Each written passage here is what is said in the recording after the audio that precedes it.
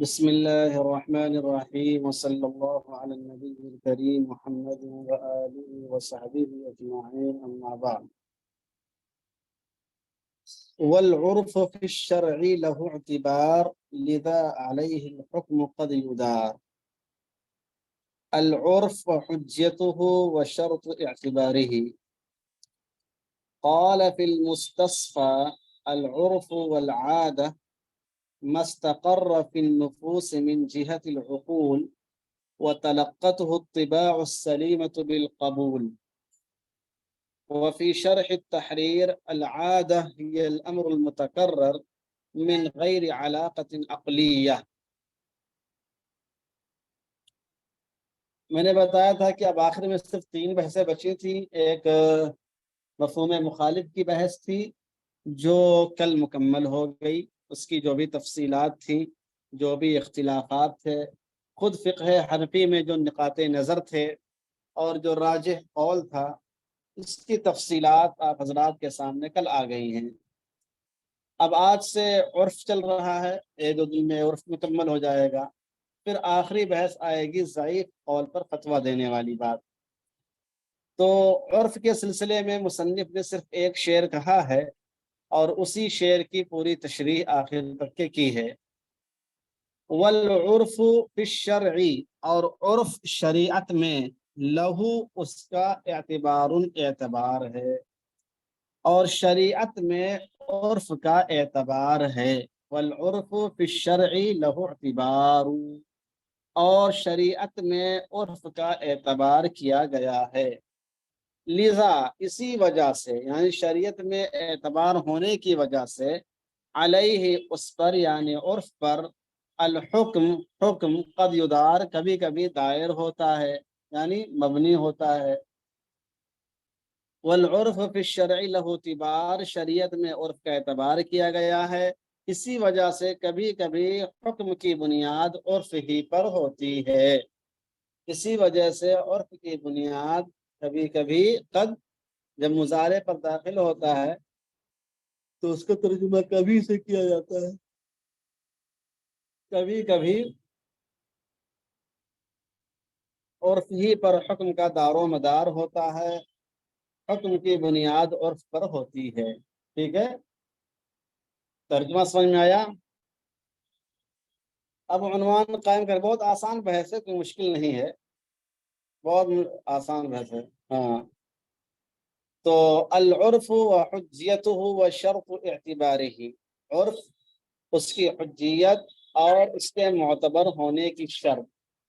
3 बातें बयान कर रहे हैं। पहली बात, उर्फ किसे कहते हैं, उसकी तारीफ क्या है।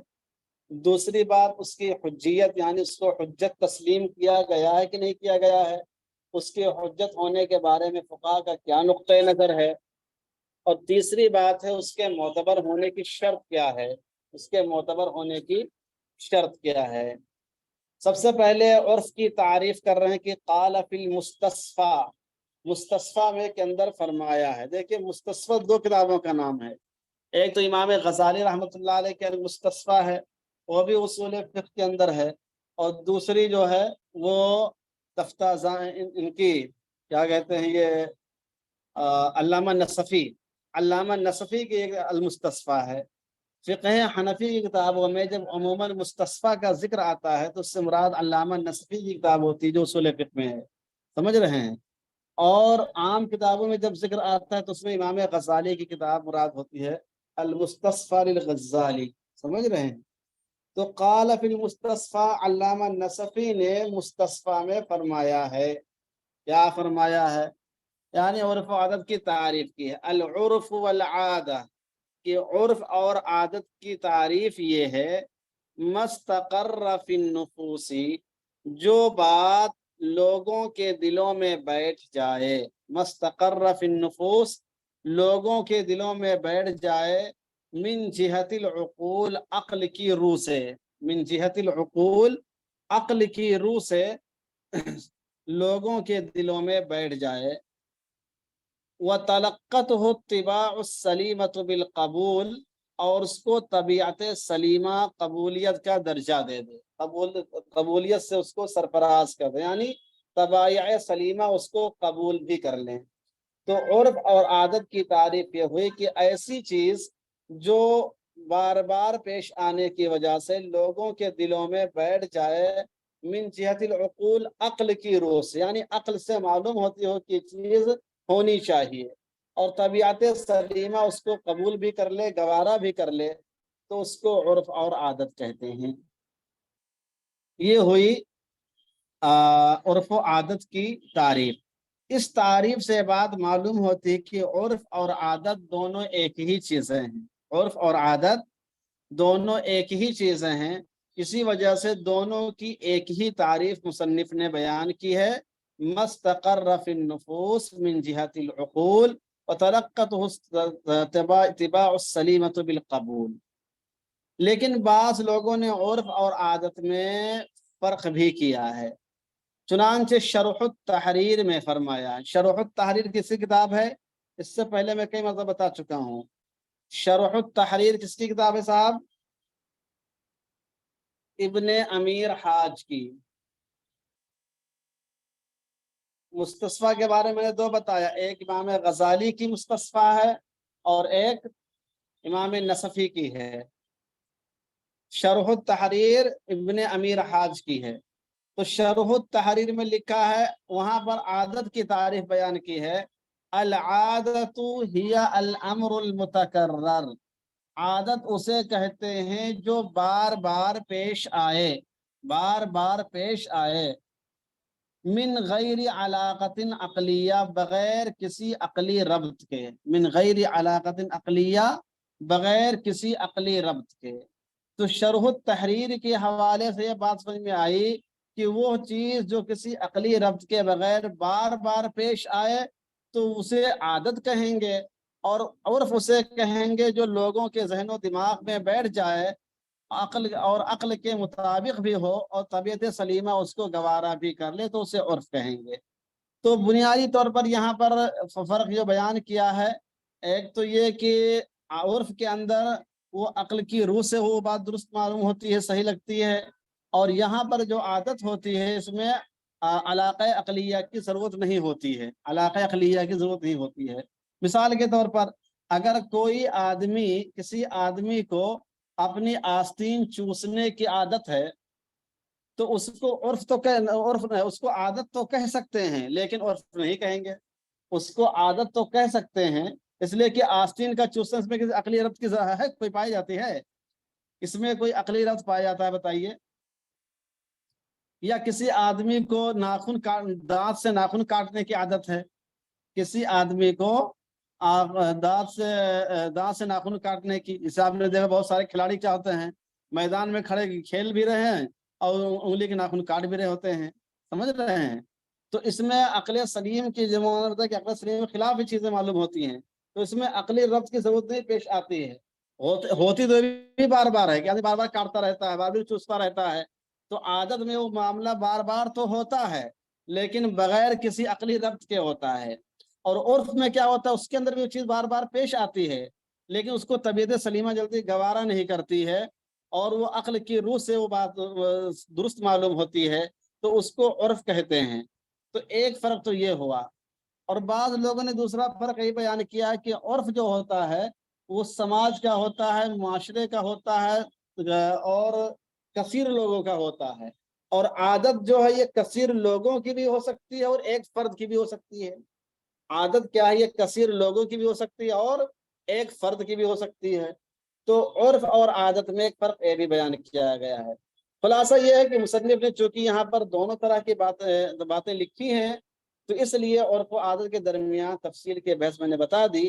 بس یہاں پر اصل مقصود یہ ہے کہ عرف و عادت کی تعریف کیا ہے وہ آپ کے سامنے نقل ہوئی ہے۔ مستصفیٰ میں دونوں کی تعریف ایک ہی ذکر کی ہے، شرح التحریر میں العادہ کی الگ سے تعریف بیان کی ہے جس کو مصنف نے یہاں پر ذکر کیا ہے۔ اتنی بات سمجھ میں آئی کہ نہیں آئی؟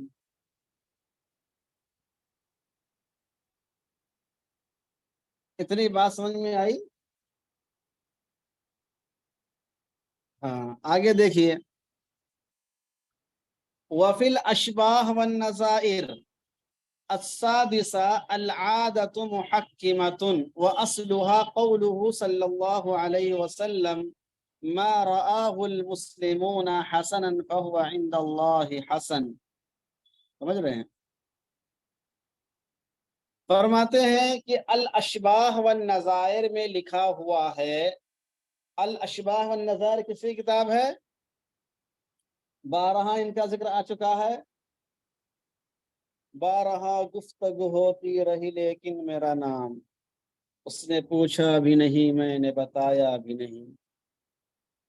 تو الاشباہ والنظائر کس کی ہے؟ ابن نجیم مصری کی ہے. ابن نجیم مصری نے الاشباہ والنظائر میں فرمایا ہے، کیا فرمایا؟ السادسہ، چھٹا قاعدہ. السادسہ مراد کیا ہے؟ القاعدۃ السادسہ، چھٹا قاعدہ. العادۃ محکمۃ، عادت فیصلہ کن ہے. عادت فیصلہ کن ہے. عادت کیا ہے؟ فیصلہ کن ہے. یعنی عادت کی بنیاد پر مسائل میں حکم لگایا جاتا ہے. اس کو بعض لوگوں نے محکمۃن بھی پڑھا ہے اور بعض لوگوں نے محکمۃن بھی پڑھا ہے. زیادہ تر اس کو محکمۃن ہی پڑھا جاتا ہے. سمجھ رہے ہیں؟ العادت محکمۃن، عادت کیا ہے؟ فیصلہ کن ہے. یعنی عرف و عادت کی بنیاد پر حکم لگایا جا سکتا ہے. تو اس سے کیا بات معلوم ہوتی بتائیے؟ ابن نجیم مصری کی یہ بات لا کر کیا چیز معلوم ہو سکتی ہے آپ کو؟ اس میں تو عرف کی کوئی تعریف تو آئی نہیں. کیا بات معلوم ہو رہی ہے؟ اس جملے سے عرف کی حجیت کا پتہ چل رہا ہے.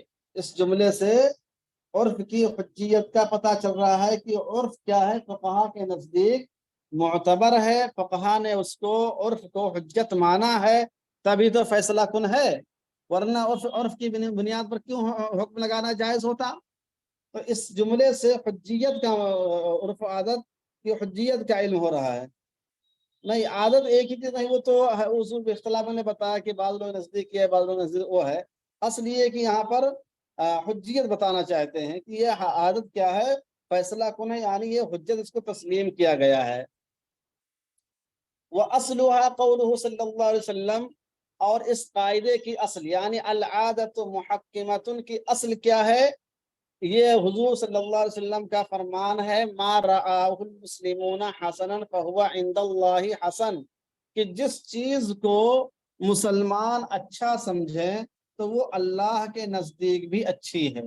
جس چیز کو مسلمان اچھا سمجھیں، بہتر سمجھیں، وہ چیز اللہ کے نزدیک بھی اچھی ہے. اب یہ جملہ تو ہمارے فقہا کے ہاں کئی کتابوں کے اندر لکھا ہوا ہے، حتیٰ کہ الاشباہ والنظائر کے اندر بھی لکھ دیا گیا کہ حضور کا فرمان ہے. لیکن یہ حضور کا فرمان نہیں ہے، بلکہ حضرت عبداللہ ابن مسعود رضی اللہ تعالیٰ عنہ کا قول ہے. سمجھ رہے ہیں؟ یہ حضرت عبداللہ ابن مسعود رضی اللہ تعالیٰ عنہ کا قول ہے. اس لیے یہ لکھنا چاہتے وَأَصْلُهَا قَوْلُ الصَّحَابِي. سمجھ رہے ہیں؟ یا قول عبداللہ ابن مسعود. تو اس کو اپنی کاپی میں لکھ لیجئے کہ یہاں پر قولہ صلی اللہ علیہ وسلم نہیں ہے یہ، بلکہ قول عبداللہ ابن مسعود ہے، کہ حضرت عبداللہ ابن مسعود کا قول ہے، اور انہی کے قول سے استدلال کیا گیا ہے. یہاں پر علامہ شامی نے چونکہ پوری عبارت بعینہ ہی نقل کی ہے ابن نجیم مصری کی، اس لیے انہوں نے بھی اس لفظ کو بدلا نہیں ہے، کیونکہ الاشباہ میں پورا جملہ ایسے ہی لکھا ہوا ہے، وَأَصْلُهَا قَوْلُهُ صلی اللہ علیہ وسلم. جی جی، تب تو اہل بدعت کا ہر عمل مستحسن ہوگا. دیکھیے ما رآہ المسلمون حسنا فہو عند اللہ حسن. مسلمون سے مراد ہے مسلم کامل ہے. جس کو مسلم کامل اچھا سمجھتے ہوں وہ عند اللہ حسن ہے. اب بتائیے اہل بدعت مسلم کامل ہیں؟ اہل بدعت مسلم کامل ہی نہیں ہیں. جب ان کو بدعت کی وجہ سے جو اسلام کی جو صفت ہونی چاہیے کمال والی، جمال والی، وہ پائی نہیں جا رہی ہے، تو پھر ان کا عمل کیسے حجت بن جائے گا؟ سمجھ رہے ہیں؟ اس لیے اہل بدعت کا عمل مستحسن نہیں قرار پائے گا، کیونکہ جو مسلمین کی صفت ہونی چاہیے تھی وہ نہیں پائی جا رہی. اگر وہ اپنے آپ میں کامل ہیں تو پھر ان کو اس دلیل کی ضرورت ہی نہیں ہے. اس لیے کہ جب آدمی کامل ہو گیا اپنے آپ میں تو اب اس کو بیچارہ کیا کرے گا؟ وہ تو ہر چیز کو کامل سمجھے گا نا.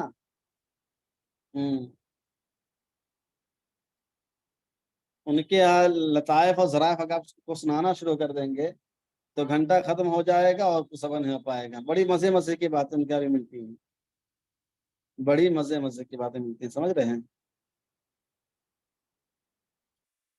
ویسا اس چیز کو پیش بھی کرتے ہیں بریلوی حضرات, قیام میں, میلاد میں اور تمام چیزوں میں کیا ہے, وہ اس چیز کو پیش کرتے ہیں, اس طرح کی چیزیں, سمجھ رہے ہیں. الملفوظ کامل میں اعلیٰ حضرت نے بات لکھی ہے کہ ولی وہ ہے جس کو اپنے انگوٹھے کے ناخون پر پوری دنیا کے حالات نظر آتے ہیں. سمجھ رہے ہیں کیا لکھا ہے؟ ولی وہ ہوتا ہے جس کو اپنے انگوٹھے کے ناخون پر پوری دنیا کے حالات نظر آتے ہیں. اور چند صفحے کے بعد یہ لکھا ہے کہ میرے ساتھ کبھی کبھی ایسا ہوتا ہے کہ عینک سر پہ لگی ہوتی ہے, میں ڈھونڈتا ہوں تو ملتی نہیں ہے. تو اب دونوں ملائیے, اعلیٰ حضرت کو لوگ ولی کامل مانتے ہیں, امام کامل مانتے ہیں, اور ان کی تعریف کے مطابق وہ خود ولی میں نہیں آتے ہیں, اس لیے کہ ولی تو اپنی آنکھوں پر سارے حالات کو دیکھ رہا ہوتا ہے, اور جناب والا کا چشمہ نہیں مل رہا ہوتا ہے سر پہ موجود ہوتے ہوئے. اب بتائیے ایسا آدمی اگر اتنا کامل ہوگا تو پھر اس کے مقتدیوں کا کیا حال ہوگا؟ اگر وہ شخص جو امام ہے, جس کو لوگ کہتے ہیں کہ اگر امام ابو حنیفہ کے زمانے میں ہوتے تو اصحاب ابو حنیفہ میں ان کا شمار ہوتا ہے. تو یہ تو ایک چٹکلا ہوا. اس طرح کے ان کے ہاں بہت سی باتیں موجود ہیں, کبھی موقع رہا تو انشاءاللہ سنائیں گے. چلیے, تو بہرحال یہاں تک بات ہوئی. اب کہتے ہیں وَاعْلَمْ أَنَّ اعْتِبَارَ الْعَادَةِ وَالْعُرْفِ يَرْجِعُ إِلَيْهِ فِي مَسَائِلَ كَثِيرَةٍ. معلوم ہونا چاہیے کہ عرف و عادت کا اعتبار ہوتا ہے, اس کی جانب بہت سے مسائل میں رجوع کیا جاتا ہے. سمجھ رہے ہیں, معلوم ہونا چاہیے کہ عرف و عادت کے اعتبار میں بہت سارے مسائل میں اس کی جانب رجوع کیا جاتا ہے. حتی جعلوا ذلک اصلا, یہاں تک کہ فقہائے کرام نے اس کو ایک مستقل اصل بنا دیا, ایک اصول کا درجہ دے دیا ہے. چنانچہ فقہاء نے فرمایا تترک الحقیقت بدلالت الاستعمال والعادہ, کہ حقیقت کو چھوڑ دیا جائے گا استعمال اور عرف و عادت کی دلالت کی بنا پر. یعنی عرف کے مطابق اس کا حکم کچھ اور معلوم ہوتا ہے, اور حقیقی معنی میں اس کا معنی کچھ اور ہوتا ہے, تو عرف و عادت کو ترجیح دی جائے گی. تو یہاں سے یہ بات معلوم ہوئی کہ عرف و عادت کو فقہاء نے قبول کیا ہے اور اس کو حجت مانا ہے, اس کو اصل قرار دیا ہے. تو دو باتیں اب تک ہو گئی, ایک تو عرف کی تعریف آ گئی, دوسری بات عرف کی حجیت آ گئی. عرف کی حجیت کے سلسلے میں ایک اشباہ کی عبارت ہے, اور دوسری علامہ شامی نے جو فقہاء کا اصول ذکر کیا ہے کہ تترک الحقیقت بدلالت الاستعمال والعادہ, کہ استعمال اور عادت اور عرف, اس کی دلالت کی وجہ سے بہت سارے مقامات پر حقیقت کو بھی چھوڑ دیا جاتا ہے. اس سے بات معلوم ہوتی ہے کہ عرف کو فقہاء نے بہت زیادہ اہمیت دی ہے اور اس کو دلیل کے طور پر قبول کیا ہے, تبھی اس کے مقابلے میں حقیقت کی کوئی حیثیت باقی نہیں رہی ہے. اچھا, اب یہ ہو گیا اور دلال حجیت. اب آگے بات آ رہی کہ اس کے معتبر ہونے کی شرط کیا ہے. کہتے ہیں ثم ذکر فی الاشباہ والنظائر ہی کے اندر ذکر کیا گیا ہے اما العادت انما تعتبر اذا اضطردت او غلبت. الاشباہ میں لکھا ہوا ہے کہ عرف و عادت کا اعتبار اس وقت ہوتا ہے جب وہ عرف و عادت بالکل عام ہو جائے اور غالب ہو جائے, عام ہو جائے اور غالب ہو جائے. ٹھیک ہے, اما العادہ, جہاں تک عرف و عادت کی بات ہے, انما تعتبر, اس کا اعتبار ہوتا ہے اذا, اس وقت جب اضطردت, تو بالکل عام ہو جائے, اور غلبت, یا غالب ہو جائے. اپنے بالمقابل چیز پر وہ بالکل عام ہو جائے, غالب ہو جائے, تو پھر اس عرف کا اعتبار ہوگا. تو کیا شرط نکل کر آئی کہ عرف کے معتبر ہونے کے لیے یہ ضروری ہے کہ وہ عرف عام ہو, عرف غالب ہو, عرف مغلوب یا عرف خاص نہ ہو. وہ عرف کیا ہو؟ عرف عام ہو, عرف غالب ہو, وہ عرف مغلوب نہ ہو, وہ عرف مخصوص نہ ہو. تو عرف کا عام ہونا شرط ہے، غالب ہونا شرط ہے، ٹھیک ہے؟ شرط بھی آگے کی نہیں آ گئی؟ اب ایک مثال پیش کر رہے ہیں کہ فقہا کے یہاں کیسے عرف کو اعتبار کیا گیا جب وہ غالب ہوا ہے۔ کہتے ہیں ولیدہ قالوا فی البیع، یہی وجہ ہے کہ بے کے بارے میں فقہا نے فرمایا لو باع بدراہم او دنانیر فی بلد اختلف فیہ النقود مع الاختلاف فی المالیت والرواج، اگر کسی شخص نے کوئی چیز بیچی، باع بیچی، بدراہم دراہم کے ذریعے سے یا دینار کے ذریعے سے، فی بلدن ایسے شہر میں، اختلاف فیہ النقود جس میں مختلف نقود چلتے ہوں، جس میں مختلف نقود چلتے ہوں، مع الاختلاف فی المالیت والرواج، اور مالیت اور چلنے میں، رواج دونوں میں اختلاف پایا جاتا ہو، یعنی کچھ دونوں کی مالیت کے اندر بھی فرق پایا جاتا ہے، دونوں کے چلنے میں فرق پایا جاتا ہے۔ مثلا اگر آپ نیپال گنج جاتے ہیں، ہمارے سب سے قریب نیپال گنج ہے، تو نیپال گنج میں انڈین کرنسی بھی خوب چلتی ہے اور نیپالی کرنسی بھی خوب چلتی، دونوں خوب چلتے ہیں، سمجھ رہے ہیں؟ اور دونوں کی مالیت کے اندر فرق بھی پایا جاتا ہے، دونوں کی مالیت میں فرق بھی پایا جاتا ہے، وہاں کا 20 روپیہ انڈیا کا 15 روپیہ ہوتا ہے۔ تو الاختلاف المالیہ بھی ہے، اختلاف الرواج بھی ہے، یعنی چونکہ نیپال گئی تو نیپال کے ملک نیپال میں آتا ہے، اس لیے فی نفس ہی اس میں نیپالی زیادہ غالب ہے، زیادہ معاملات نیپالی میں ہوتے ہیں، انڈیا کے معاملات بھی خوب ہوتے ہیں، انڈین کرنسی بھی خوب ہوتے ہیں، لیکن بہرحال کم ہے۔ تو اختلاف مالیت کے اندر بھی ہے، رواج میں بھی ہے، چلنے میں بھی، وہ کرنسی دونوں چلتی تو ہے وہاں پہ، لیکن ایک کم چلتی ہے، زیادہ چلتی ہے، اور دونوں کی مالیت کے اندر بھی اختلاف ہے۔ تو اب سوال پیدا ہوتا ہے کہ اگر مطلقاً بے کی ہے کرنسی میں، یہ واضح نہیں کیا ہے کہ کس درہم سے بے کیا ہے، جو کم چل رہی وہ والی یا جو زیادہ چل رہی وہ والی، جس کی مالیت زیادہ اس کی میں بے کیا، جس کی مالیت کم اس میں بے کی ہے۔ ایک آسان مثال سمجھ لیجئے کہ یہ نہیں وضاحت کی کہ نیپالی کرنسی سے بیچ رہا ہوں یا انڈین کرنسی سے بیچ رہا ہوں۔ آپ جوتا خریدنے کے لیے گئے، اس نے کہا 60 روپیہ، اب آپ نے لے لیا، اب بعد میں آئے تو کل پیسہ دینے کے لیے گئے تو آپ اس کو 60 روپیہ نیپالی دے رہے ہیں، اور وہ کہہ رہا ہے میں نے انڈین بتایا تھا، انڈین 60 روپیہ نیپالی کے اعتبار سے تو 80 روپیہ ہو گیا۔ اب وہ کہہ رہا ہے بھائی 60 روپیہ کی بات ہوئی تو 60 روپیہ تو میں نے نیپالی سمجھا تھا، وہ کہہ رہا نہیں بھائی میں 60 روپیہ نیپالی نہیں بتایا تھا، میں نے انڈین بتایا تھا، سمجھ رہے ہیں؟ تو اب اس طرح کا کیا ہو گیا، اختلاف ہو رہا ہے۔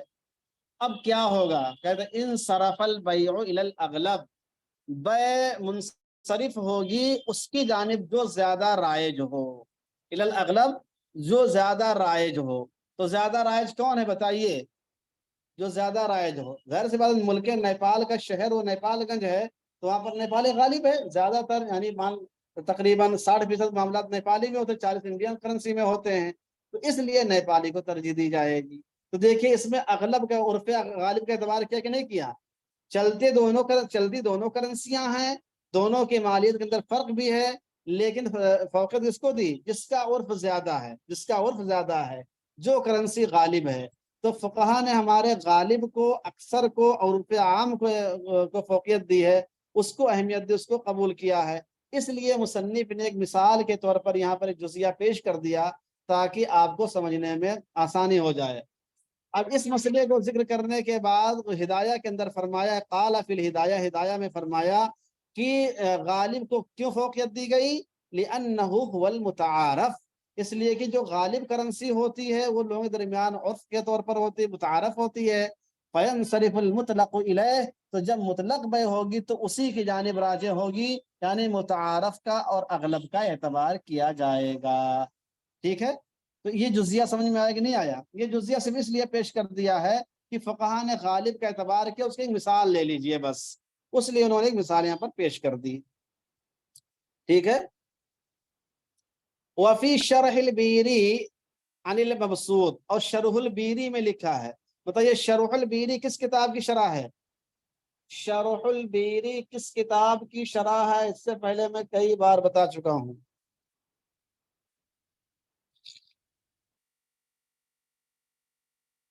شرح البیری الاشباہ والنظائر کی شرح ہے، اشباہ کی شرح ہے، سمجھ رہے ہیں؟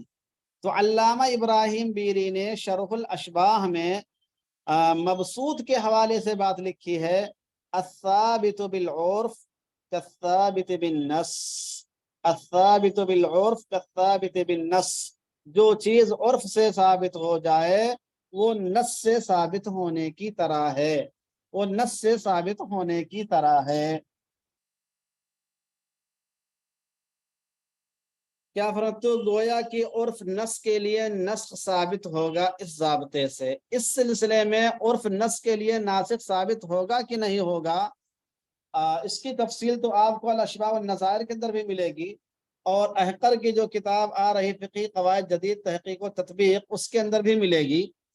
میں آپ کو یہ بتا دوں کہ وہ عرف، وہ نص جو قطعی ہو وہ تو عرف کی بنیاد پر تبدیل نہیں ہوگا، وہ عرف، وہ نص جو قطعی ہو حتمی ہو وہ تو تبدیل نہیں ہوگا عرف کی بنیاد پر، لیکن وہ نص جو عرف کی بنا پر ہو وہ عرف کی وجہ سے بدل جائے گا، اس پہ عرف مؤثر ہوگا۔ سمجھ رہے ہیں؟ جیسے قرآن مجید نے یہ کہا کہ خواتین کو نکاح کے طلاق کے بعد جو آپ کو متاع دینا ہے وہ عرف کے مطابق دینا ہے، تو اب پہلے زمانے میں عرف میں کیا ہوتا تھا، بہت مخصوص چیزیں ہوتی تھی، اب عرف بدل گیا ہے۔ اسی طریقے سے کیا کہتے ہیں، نفقہ کے سلسلے میں بات کہی گئی ہے کہ اپنی خواتین کو نفقہ دو، اور نفقے کے اندر یہ بات کہی جاتی ہے کہ اس کو 2 ٹائم کا کھانا دینا ہے، کپڑا دینا ہے، کسوہ میں کم سے کم 3 جوڑی کپڑا۔ لیکن آج کے زمانے میں عرف بدل گیا ہے، آج کے زمانے میں اس کا علاج بہت مہنگا ہو گیا، علاج بھی نفقے کے اندر شامل کیا گیا ہے۔ تو جو چیز جو نص عرف کی بنا پر ہے اس میں تو نص عرف مؤثر ہوگا، لیکن جو نص یقینی ہے حتمی ہے اس میں اس کا اعتبار نہیں ہوگا۔ سمجھ رہے ہیں؟ تو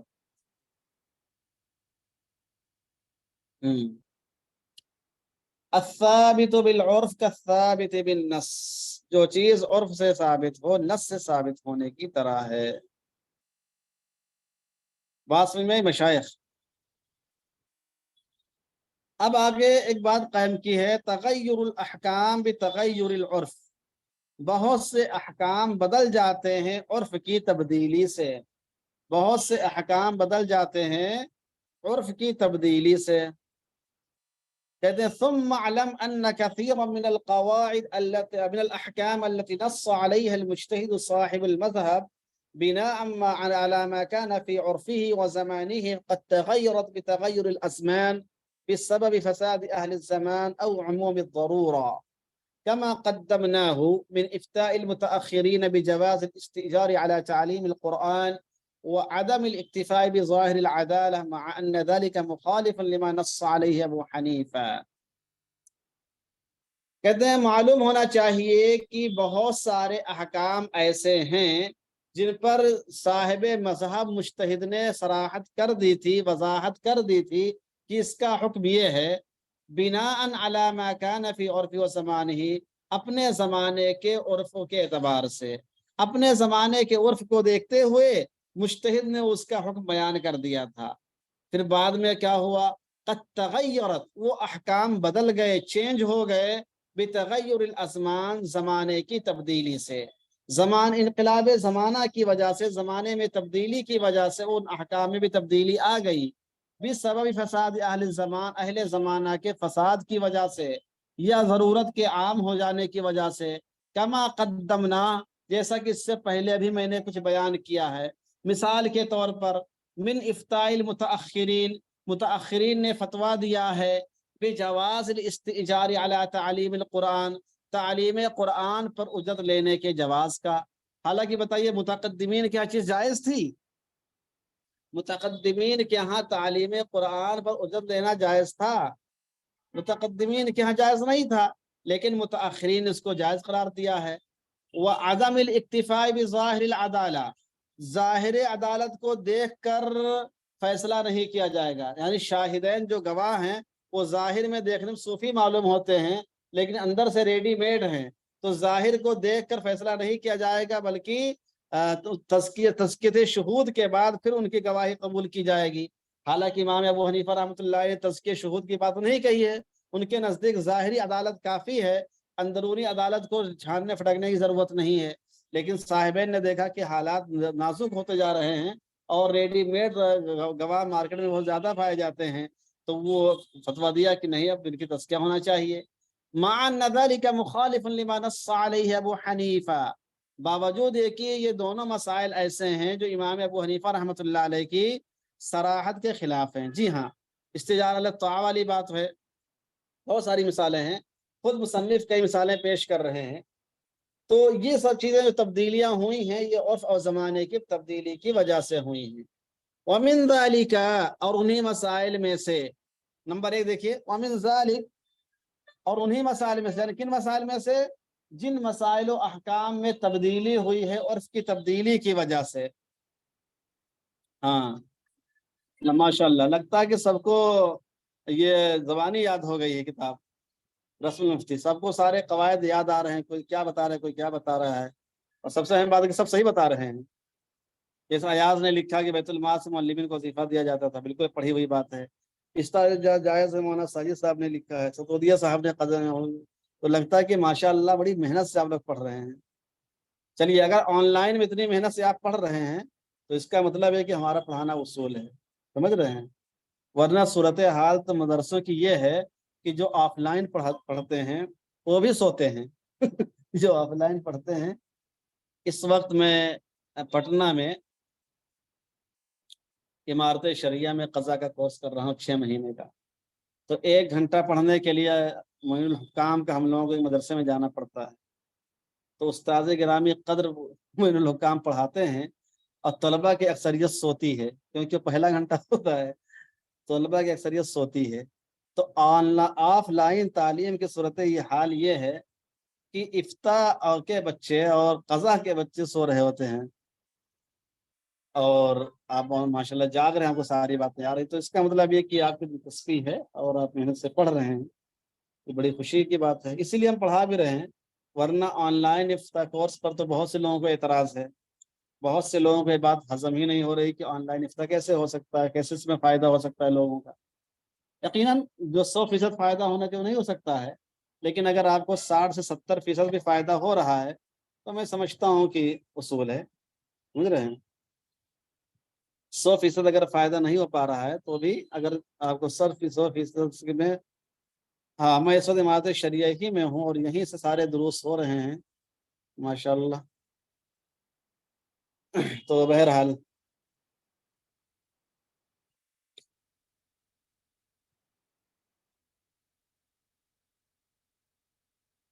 اچھا اچھا، ہاں تو ہوں گے، ضرور ہوں گے، وہ آپ کے ساتھی کے ساتھ ہو جاتا، میں آپ کو استاد ہی پڑھ رہا ہوں۔ تو یہاں پر دیکھا میں نے، بہرحال ہر گلے رنگ و بوئے دیگر است، ہاں ہاں میں دیکھتا ہوں نا، یہاں پہ بعض تو حاضر بھی نہیں ہوتے ہیں، لیکن بہرحال آپ لوگ فائدہ اٹھا رہے ہیں، کوئی مسئلہ نہیں ہے، پڑھتے رہیے۔ جو لوگ اعتراض کرتے ہیں وہ کرتے کرتے تھک چکے ہیں۔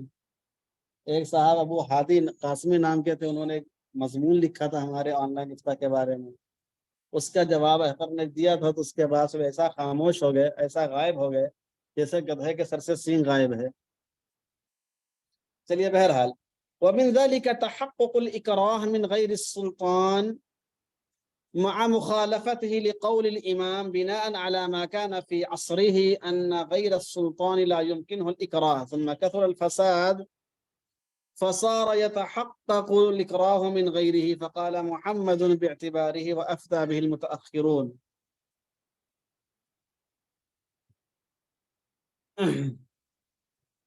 دفاع مت کیجیے، خالی محنت کیجیے، سمجھ رہے ہیں؟ دفاع وہ کرتے ہیں جو اقدام کی پوزیشن میں نہیں ہوتے ہیں، آپ اقدام کی پوزیشن میں رہیے تو دفاع کی ضرورت ہی نہیں پیش آئے گی سمجھ رہے ہیں؟ ہاں، مضمون کا جواب ہماری ویب سائٹ پہ سرچ کر لیجئے، مل جائے گا۔ جی ہاں، محنت ہی دفاع، بالکل۔ مولانا ساجد صاحب تو ماشاءاللہ مقرر آدمی ہیں، کہ پورے ہندوستان میں ان کے بیانات ہوتے ہیں، آپ لوگ بھی استفادہ کر سکتے ہیں بھائی۔ تو ومن ذالک، انہی مسائل میں سے جن میں زمانے اور حالات کی تبدیلی کی وجہ سے، عرف کی تبدیلی کی وجہ سے احکام میں تبدیلی ہوئی ہے، انہی مسائل میں ایک مسئلہ یہ ہے کہ تحقق الاکراہ من غیر السلطان، کہ غیر سلطان سے بھی اکراہ کا تحقق ہو سکتا ہے، مع مخالفتہ لقول الامام، حالانکہ یہ بات امام ابو حنیفہ رحمۃ اللہ علیہ کے قول کے خلاف ہے۔ مسئلہ یہ ہے کہ اکراہ کا تحقق کب ہو سکتا ہے، اکراہ کا تحقق کب ہو سکتا ہے، یعنی آدمی کو مکرہ کب قرار دیا جائے گا؟ امام اس کو امام ہے یا قاضی ہے یا اس طرح کا آدمی جو پاورفل ہے، وہ اگر اکراہ کرتا ہے، زبردستی کرتا ہے، تو اس کو اکراہ مانا جائے گا، یا عوام کا اکراہ بھی اکراہ میں آئے گا، یا کسی فرد کا اکراہ میں آئے گا؟ امام ابو حنیفہ رحمۃ اللہ علیہ فرماتے ہیں کہ اکراہ صرف سلطان کی جانب سے ہو سکتا ہے، یعنی سلطان وقت اگر کسی کو کسی کام کے کرنے پر مجبور کرتا ہے تو پھر وہ اکراہ کے دائرے میں آئے گا، اور اگر سلطان کے علاوہ کوئی دوسرا کرتا ہے، قاضی کرتا ہے یا اس کا نائب کرتا ہے یا کوئی اور کرتا ہے، یا لوگوں میں سے کوئی فرد کرتا ہے، تو پھر وہ اکراہ نہیں ہوگا۔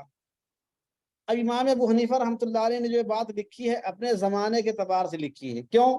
کہتے ہیں بناءً علی ما کان فی عصرہ، امام ابو حنیفہ رحمۃ اللہ علیہ نے جو بات لکھی اپنے زمانے کے اعتبار سے لکھی ہے، ان غیر السلطان لا یمکن الاکراہ، کیونکہ سلطان کے علاوہ کے لیے کسی کے لیے اکراہ ممکن ہی نہیں تھا، یعنی سلطان وقت اتنا ٹائٹ ہوتا تھا اور اتنا مضبوط ہوتا تھا کہ مجال نہیں کہ کوئی پر مار سکے، مجال نہیں کہ کوئی چوری چماری کر سکے، مجال نہیں کہ کوئی کسی کے اوپر بے جا ظلم کر سکے، صورتحال یہ تھی۔ تو سلطان کی سختی کو دیکھتے ہوئے جب ظاہر سے بات ہے کوئی آدمی اس پر قادر ہی نہیں ہے کہ آدمی کسی کے اوپر ظلم کرے، تو اکراہ کا تحقق ہو سکتا ہے کیا کسی اور کی طرف سے؟ کسی اور کی طرف سے اکراہ کا تحقق ہو سکتا ہے؟ امام ابو حنیفہ رحمۃ اللہ علیہ نے اپنے زمانے کی صورتحال کو دیکھتے ہوئے کہ امام اگر کسی کو چاہے تو زبردستی کروا سکتا ہے، لیکن امام اتنا ٹائٹ ہے، اتنا مضبوط ہے کہ امام کی موجودگی میں، امام کی حکومت میں، خلیفۃ المسلمین کی خلافت میں کوئی آدمی کسی کے اوپر ظلم نہیں کر سکتا ہے، تو جب ظلم نہیں کر سکتا تو اکراہ ممکن ہی نہیں ہوگا۔ اب اگر کوئی آدمی کسی کو دو چار چھاپڑ مار کے کوئی کام کروا لیتا ہے تو اسے اکراہ نہیں کہا جائے گا، سمجھ رہے ہیں؟ اسے اکراہ نہیں کہا جائے گا۔ کہتے ہیں ثم کثر الفساد، پھر فساد کا زمانہ بڑھ گیا، حالات گمبھیر ہوتے چلے گئے، بادشاہ کی حیثیت اور خلیفۃ المسلمین کی حیثیت کھلونے کی ہو گئی، اس کو کوئی حیثیت کوئی نہیں دیتا تھا، لفٹ ہی نہیں دیتا تھا۔ فصار یتحقق الاکراہ من غیرہ، چنانچہ غیر سلطان سے بھی اکراہ ہونے لگا۔ مولانا خالد سیف اللہ رحمانی صاحب نے تو یہاں پر بھی تک لکھا ہے کہ پولیس کا دباؤ، پولیس کی زور زبردستی بھی اکراہ میں داخل ہے۔ اگر پولیس کوئی کام کرنے کے لیے کہتی ہے زبردستی تو وہ بھی اکراہ کے اندر داخل ہے، بتائیے یہاں تک کہہ دیا ہے۔ تو فصار یتحقق الاکراہ من غیرہ، اکراہ کا تحقق دوسرے لوگوں یعنی غیر سلطان سے بھی ہونے لگا۔ فقال محمد باعتبارہ، امام محمد نے جب اپنے زمانے کے حالات دیکھے تو کہا کہ غیر سلطان سے بھی اکراہ معتبر مانا جائے گا اور اگلے آدمی پر مکرہ کا حکم لگے گا۔ وَأَفْتَى بِهِ الْمُتَأَخِّرُونَ، اور متاخرین نے امام محمد ہی کے قول پر فتویٰ دیا۔ تو دیکھیے اس معاملے میں امام کی رائے موجود ہے، مجتہد اعظم کی رائے موجود ہے، لیکن چونکہ یہ مسئلہ عرفی تھا، یہ مسئلہ عادت اور عرف پر معمول تھا، امام نے اپنے زمانے کے عرف کو دیکھتے ہوئے مسئلہ بتایا تھا، بعد میں حالات چینج ہوئے، بعد میں عرف چینج ہو گیا، بدل گیا، تو امام کی رائے کو چھوڑ کر دوسری رائے اختیار کر لی گئی۔ یہ عرف کے تغیر الاحکام بتغیر العرف والزمان کا معاملہ ہوا ہے، سمجھ رہے ہیں؟ تو ایک مثال یہ بھی ہو گئی، ٹھیک ہے؟ یہ مثال سمجھ میں آئی؟ یہ مثال سمجھ میں آئی کہ نہیں آئی؟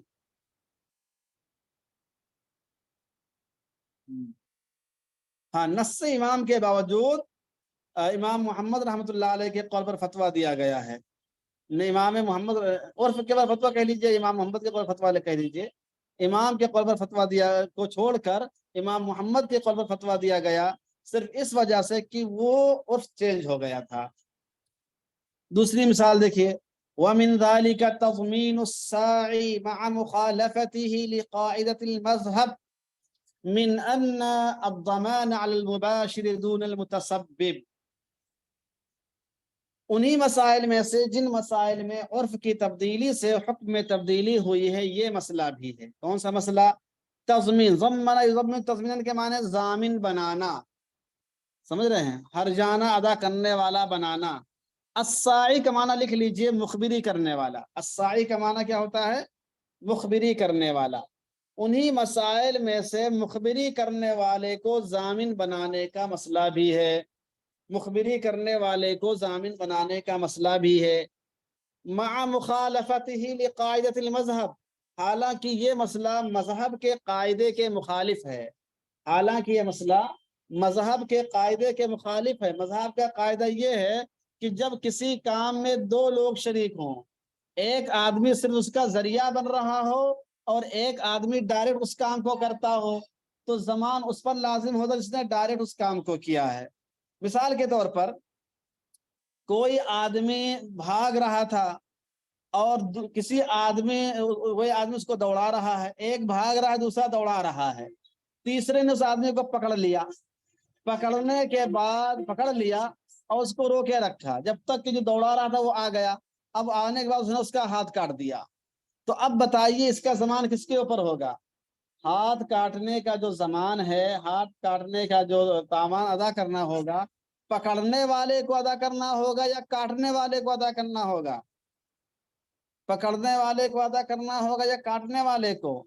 مذہب کا قاعدہ کہتا ہے الزمان علی المباشر دون المتسبب، زمان اس کے اوپر عائد ہوگا جس نے ڈائریکٹ وہ کام کیا ہے، سبب بننے والے پر نہیں۔ یہاں اگرچہ سبب وہ جو پکڑے ہوئے تو وہ سبب بنا ہے، اس لیے اگر وہ نہیں پکڑتا بھاگ جاتا وہ، تو سبب تو وہ بنا ہے، لیکن جس نے ڈائریکٹ وہ کام کیا ہے، فاعل جو ہے، مباشر جو ہے، اس پر زمان لازم ہوگا۔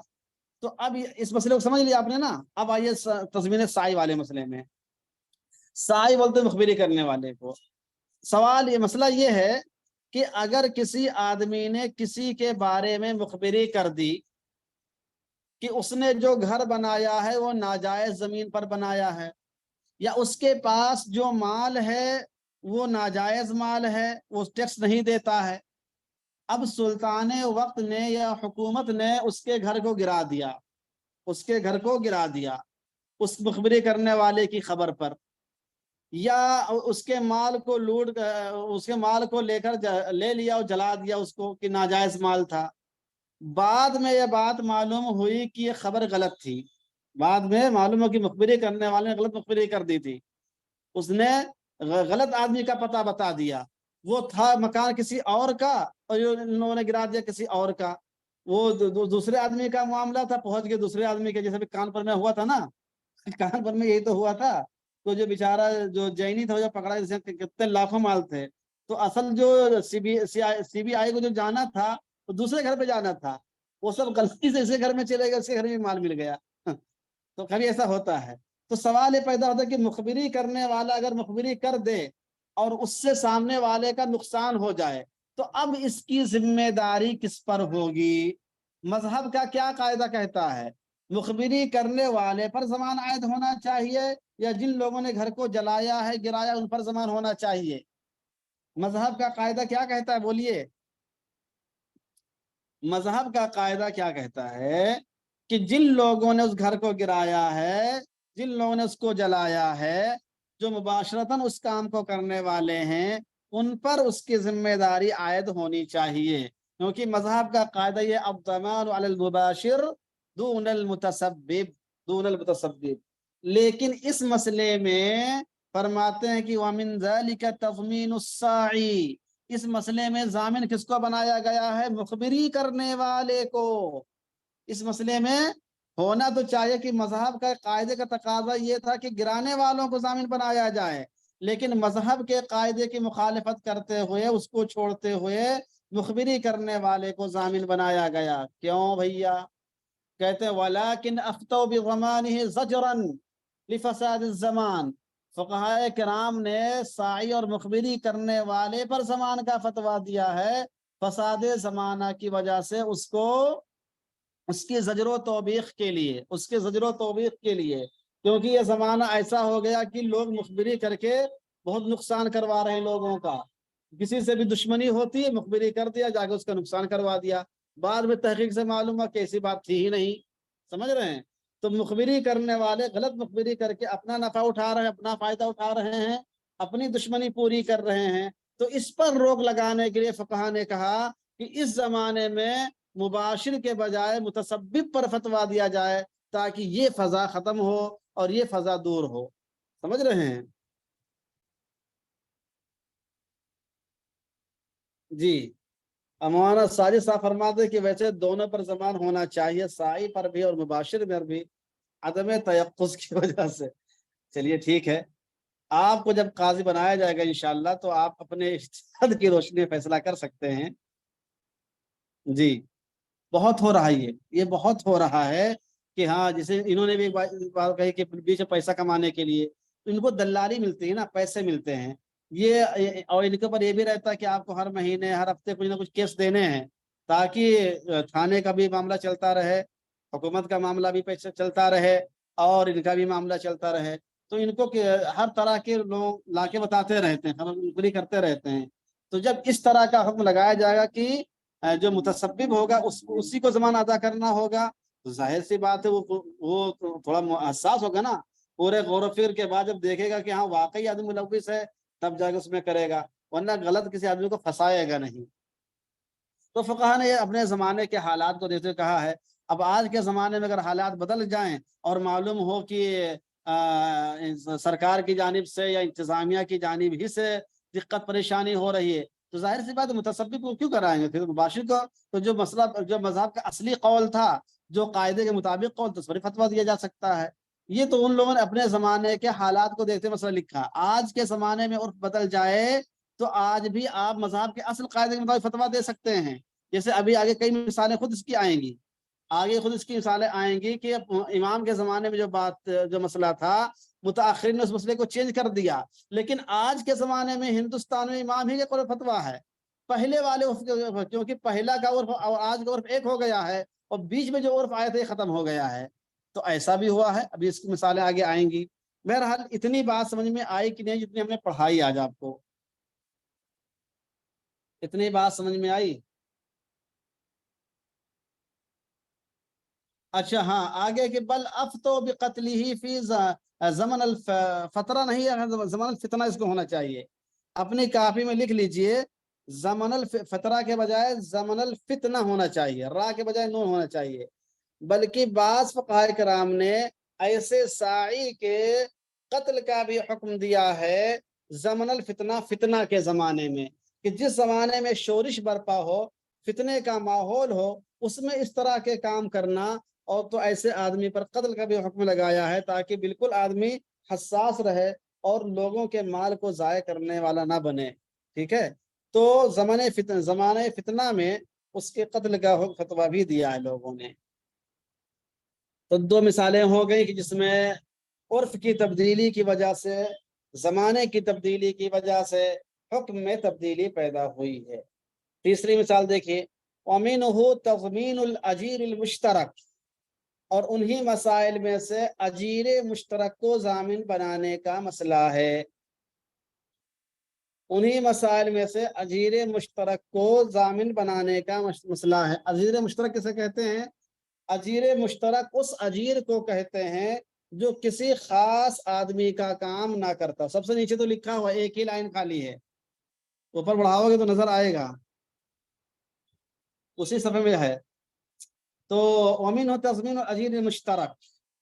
تیسرا مسئلہ کیا ہے؟ اجیر مشترک. اجیر مشترک کہتے ہیں اس اجیر کو جو کسی خاص آدمی کا کام نہ کرتا ہو بلکہ وہ سب کا کام کرتا ہو. جیسے موچی، وہ امیر کا بھی جوتا سیتا ہے، غریب کا بھی جوتا سیتا ہے. سمجھ رہے ہیں؟ اسی طریقے درزی، وہ سب کے کپڑے سلتا ہے، کسی خاص آدمی کا وہ اجیر نہیں ہوتا ہے. تو اجیر مشترک اس کو کہتے ہیں جو سب کے کام اجرت پر کرتا ہو، جیسے درزی ہے، دھوبی ہے، اور اس طرح کے جو بھی کام ہوتے کرنے والے سب کا کام کرتے ہیں. اب سوال یہ پیدا ہوتا ہے کہ اجیر مشترک کے پاس اگر آپ نے اپنا کوئی کام دیا، مثال کے طور پر کوئی درزی تھا، درزی کے پاس آپ نے اپنا کپڑا دیا سلنے کے لیے، تو جو کپڑا آپ نے درزی کے پاس رکھا ہے یہ کیا ہے، اس کی شرعی حیثیت کیا ہے؟ اس کی شرعی حیثیت امانت کی ہے، اس کی شرعی حیثیت کیا ہے؟ امانت کی ہے، یعنی اس کے پاس وہ چیز امانت کے طور پر رکھی ہوئی ہے، اس کے پاس وہ چیز امانت کے طور پر رکھی ہوئی ہے۔ تو جب امانت کے طور پر رکھی ہوئی ہے تو امانت میں اگر غائب ہو جائے امین کی تعدی کے بغیر تو کیا اس پر ضمان عائد ہوتا ہے؟ بتائیے، امانت اگر امین کی تعدی کے بغیر، اس کی تقصیر کے بغیر غائب ہو جائے تو کیا اس پر ضمان عائد ہوگا؟ اس کو کہا جائے گا کہ اب دوسرا لا کر دو؟ امانت میں امانت اگر غائب ہو جائے، ضائع ہو جائے بغیر تعدی کے، تو اس میں ضمان نہیں ہوتا ہے۔ ٹھیک ہے، یہ مسئلہ سمجھ میں آیا؟ تو جب اجیر مشترک امین ہوا اور اس کے پاس جو آپ نے جو اپنا کپڑا رکھا ہے یا جوتا رکھا ہے سلنے کے لیے، وہ اس کے پاس سے غائب ہو گیا، وہ اس کے پاس سے غائب ہو گیا، تو قیاس کا تقاضا کیا تھا؟ قیاس کا تقاضا یہ تھا کہ اس سے زبان نہ لیا جائے، اس سے اس کا بدلہ نہ لیا جائے، اس سے اس کا ہرجانہ نہ لیا جائے، کیونکہ وہ امین ہے، اور امین کے پاس سے اگر امانت غائب ہو جائے تو اس کا ضمان امین پر لازم نہیں ہوتا ہے۔ اس اصول کے حساب سے اجیر مشترک سے ضمان نہیں لینا چاہیے۔ ٹھیک ہے، لیکن بعد کے فقہائے کرام نے لکھا کہ ہمارے زمانے میں اجیر مشترک کو ضامن بنایا جائے گا، اسے ضمان لیا جائے گا۔ کیوں؟ اس لیے کہ بعد کے زمانے میں حالات اتنے وہ ہو گئے، خراب ہو گئے کہ اگر اس مسئلے پر یہ فتویٰ دیا جائے کہ امین جو ہے وہ اجیر مشترک امین ہے اور اس کے پاس سے سامان غائب ہو جائے تو ایک ہی سال کے اندر درزی 2 منزلہ گھر بنوا لے گا، ایک ہی سال کے اندر درزی 2 منزلہ گھر بنوا لے گا، اور موچی 1 منزلہ گھر بنوائے گا، اور دوسرے سال پھر دوسرا منزلہ بنوائے گا، تیسرے سال پھر تیسرا منزلہ بنوائے گا، اور جو کسٹمر آئیں گے ان سے کہے گا کہ جناب والا نہایت افسوس کے ساتھ اطلاع دی جاتی ہے کہ آپ کا جوتا عالی شان اس بندے حقیر فقیر بندے پر تقصیر کے پاس سے کچھ اس انداز سے غائب ہوا کہ احقر کو ذرا سی اس کی خبر نہیں ہوئی۔ تو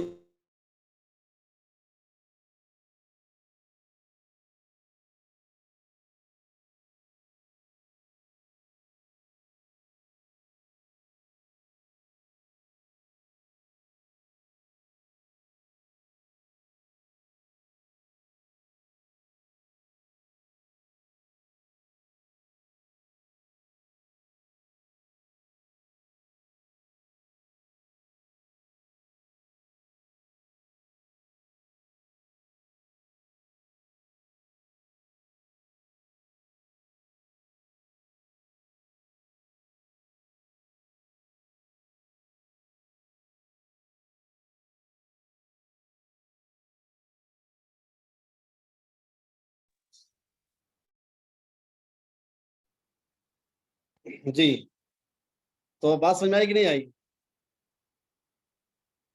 آواز کٹ گئی تھی۔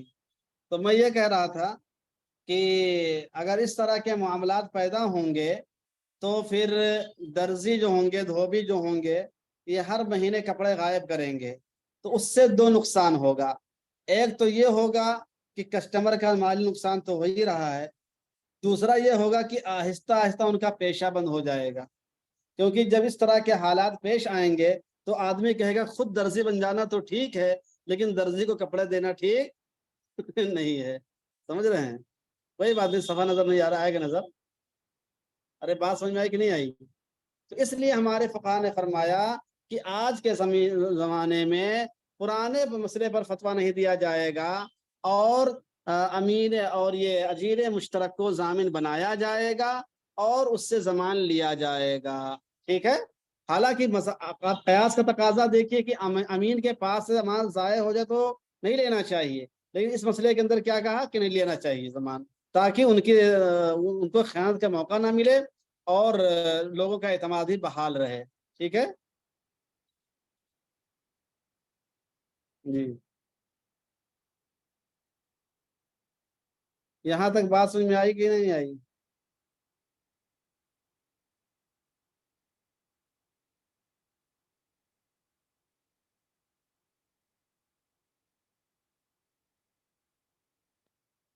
ارے بابا صفحہ نظر آئے کہے پریشان ہے.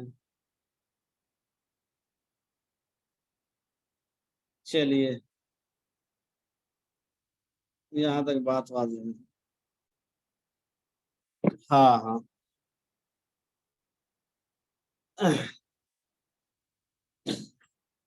اب آگے دیکھیے 3 ہو گئے. نمبر 4 دیکھیے وقولهم ان الوصي ليس له المضاربة بمال اليتيم في زماننا. چوتھا مسئلہ یہ ہے کہ فقہائے کرام نے فرمایا ہے کہ ان الوصی، وصی جو ہوگا وہ یتیم کے مال سے مضاربت نہیں کر سکتا ہے فی زماننا، ہمارے زمانے میں. فی زماننا، ہمارے زمانے میں. حالانکہ پہلے امام ابو حنیفہ رحمۃ اللہ علیہ وغیرہ کے زمانے میں اور اس سے پہلے کے یعنی قرون خیر کے زمانے میں وصی کو اس بات کی اجازت تھی کہ وہ یتیم کے مال سے مضاربت کرے. ذرا سا 1 منٹ رک جائیے.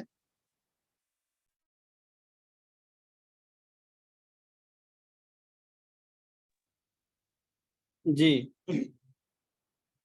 تو پہلے کے زمانے میں جو فتویٰ یہی تھا کہ وصی جو ہوگا، یعنی اگر کوئی یتیم بچہ ہے، اس کا کوئی وصی اس کا باپ بنا گیا تھا، کسی آدمی سے کہہ گیا تھا کہ میرے بچے کی دیکھ بھال آپ کرتے رہنا اور میں اتنے پیسے یا اتنی جائیداد چھوڑ کے جا رہا ہوں، اس کو ہمارے بیٹے کی ضروریات پر خرچ کرتے رہنا.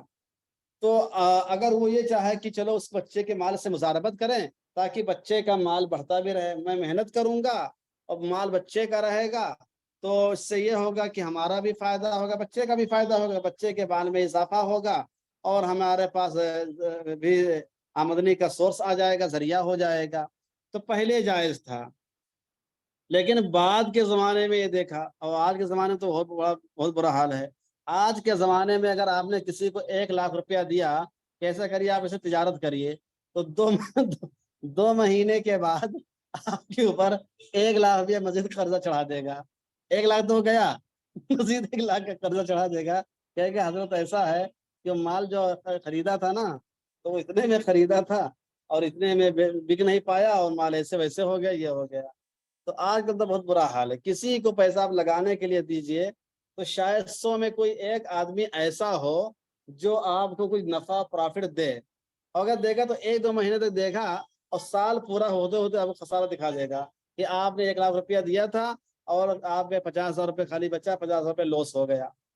تو بالکل ہر شخص کے ساتھ ایسا ہوا ہوگا. تو یہ تو عام لوگوں کا حال ہے. اور یتیم بیچارہ یتیم، وما ادراک ما یتیم ثم ما ادراک ما یتیم. یتیم تو بیچارہ یتیم ہوتا ہے، اس کو کون پوچھے گا.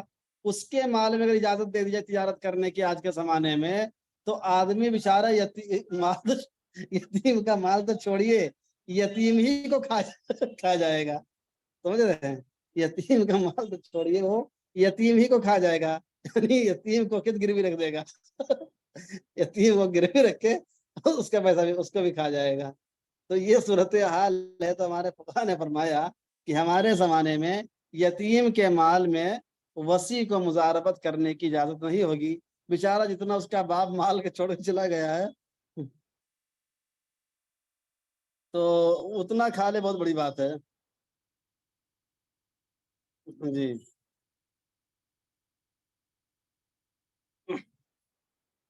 بہرحال تو ہمارے فقہا نے دیکھا کہ پہلے کے زمانے کے لوگ ایماندار ہوتے تھے اور وصی جو ہوتا تھا پوری امانت داری اور ایمانداری کے ساتھ کام کرتا تھا. تو اس لیے فقہا نے اس دور میں اجازت دی تھی. بعد میں لوگوں اندر خیانت کو دیکھتے ہوئے، ان کے اعمال کو دیکھتے ہوئے فقہا نے یہ کہا کہ نہیں، زمانے میں یتیم کے مال کو بس صحیح صحیح خرچ کر دو، یہی بہت نیکی کا کام، اس کو بڑھانے کی ضرورت نہیں ہے. چھٹا اور 5واں مسئلہ دیکھیے وَإِفْتَاؤُهُمْ بِتَضْمِينِ الْغَاصِبِ عَقَارَ الْيَتِيمِ وَالْوَقْفِ وعدم إجارة أكثر من سنة في الدور وأكثر من 3 سنين في الأراضي مع مخالفة اليسر المذهب من عدم الضمان وعدم التقدير بمدة. ہاں یہ سب عرف کی مثالیں ہیں. یہ عرف کی تبدیلی سے، حالات کی تبدیلی سے مسائل کے اندر تبدیلی ہوئی ہے. یہ سب ذہن میں رکھیے. لوگ کہتے ہیں کہ اسلام بہت جامد مذہب ہے، 1400 سال پرانا والا مذہب نہیں چل پائے گا اس زمانے میں، زمانہ بہت چینج ہو گیا، آپ کیا نام ہے آپ فلاں صدی میں جی رہے ہیں، آپ فلاں صدی کی بات کر رہے ہیں، ان بیچاروں کو کون سمجھایا کہ تم جہاں پر اب پہنچے ہو وہاں اسلام بہت پہلے پہنچ چکا ہے، سمجھ رہے ہیں، جہاں تم اب پہنچے ہو اسلام وہاں بہت پہلے پہنچ چکا ہے۔ ہاں یہ ضرور ہے کہ آپ کو اس کی معلومات نہیں ہے، اس لیے یہ بکواس نکل رہی ہے، آپ کو معلومات نہیں ہے اس لیے میڈیا پہ کھڑے ہو کے چیخ رہے چلا رہے ہیں، سمجھ رہے ہیں، ورنہ ساری چیزیں ہمارے یہاں موجود ہیں، جہاں گنجائش ہو سکتی تھی، جہاں لچک ہو سکتی تھی، جہاں پر سہولت ہو سکتی تھی، جہاں زمانے کی موافقت ہو سکتی تھی، وہ ساری چیزیں موجود ہیں۔ جہاں سختی کی ضرورت ہے، جہاں پر اصول میں کمی نہیں لائی جا سکتی ہے، جہاں پر اسلام کے بنیادی مسائل کو نہیں ختم کیا جا سکتا ہے، وہ اپنی جگہ پر موجود ہیں، سمجھ رہے ہیں۔